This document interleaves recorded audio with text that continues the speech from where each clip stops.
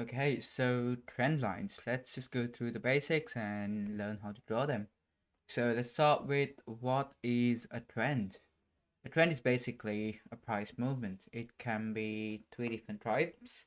It could be an uptrend, which is this. It could be a downtrend, or it could just be a range bound movement. So let's just define what an uptrend is. An uptrend is basically where the asset puts in higher highs and higher lows. Let's just go through this example. So this was the previous high, this was the previous low. So it went up, made a new high, so a higher high, and then it put down a lower low. Once again, rallied up, higher high, higher low, rallied up, higher high, higher low, higher high, higher low. It's as simple as that. That's an uptrend. What is a downtrend? It's just the same basic logic, but just flip it around. So it's lower highs and lower lows. So let's just go through this. Lower high, lower low, lower high, lower low, lower high, lower low, lower high, lower low. So that is a downtrend. So what is a range, right? What is being range bound? So it doesn't make higher highs or higher lows, which is an uptrend, or it doesn't make lower highs and lower lows like a downtrend. Just basically just trade sideways, which is this. It's just been trading sideways. So what are trend lines and what does it help with? So trend lines help you make sense out of a direction in a market, or it helps you with clarity. It basically shows you where buyers can step in or where sellers can step in as well. So let's just go through a few examples. Let's just draw some trend lines. What I would recommend is start with the right side. So start from the right side and then draw it along. And then once again, that's the lower trend. We can draw another line as well. Does it have to be two lines? Absolutely not. That's completely up to you. And does it have to be parallel? No, it doesn't. It can be different types. It can basically, we'll go to some example stacks. So it doesn't have to be parallel at all times. So we can clearly see from the trend lines we've drawn that it's in an uptrend, because we can see the price made a higher high, higher low, higher high, higher low, higher high, higher low. So we can clearly see that this trend channel or this trend line acts as resistance, and this trend line acts as support. So the price rallied all the way here. Seller stepped in at this point in time. It fell back down, and here on this trend line we can see that buyers were willing to step in. They stepped in, price rallied all the way up, hit a resistance over here, fell back down, once again rallied all the way up to this upper trend line which acts as resistance, fell back down to the lower trend line which acts as support, and then it basically went all the way up. That is the basic fundamental knowledge of a trend line. Let's just draw it in a downtrend as well. So let's flip the narrative, go to example when it comes to a downtrend.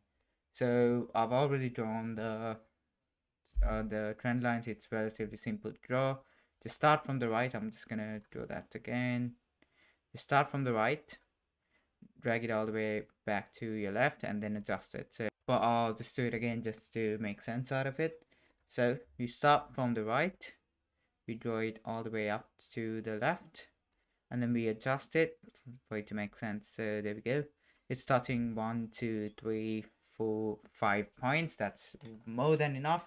And even on the downtrend, it's touching it 1, 2, 3, 4, 5 times. That's once again more than enough. So it has helped us define the trend, which is a downtrend signified by lower highs, lower lows, lower highs, and then lower lows. So it's as simple as that.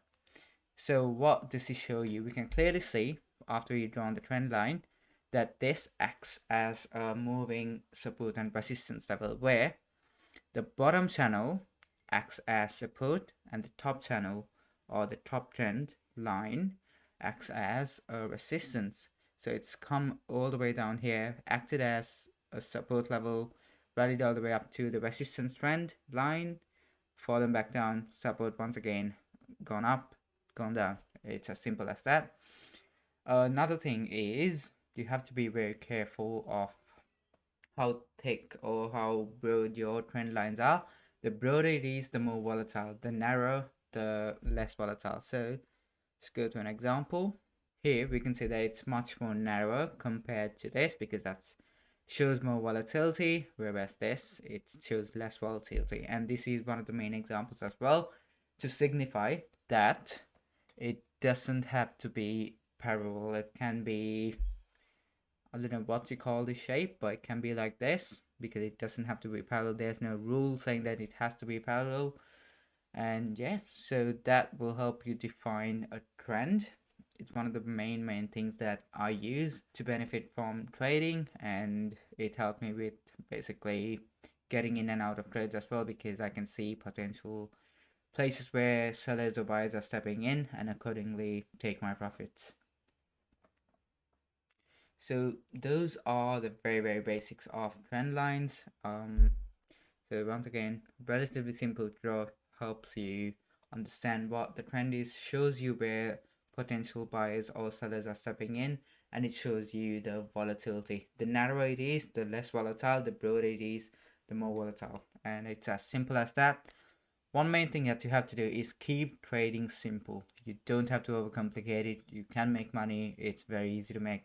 Is it easy to make money? Yes, after you get some experience. But when you're starting out, what I recommend is start out with a very small position size. It could be $50. It could be $100. Just start out very small. Make all the mistakes you have to make. Learn from them and move on.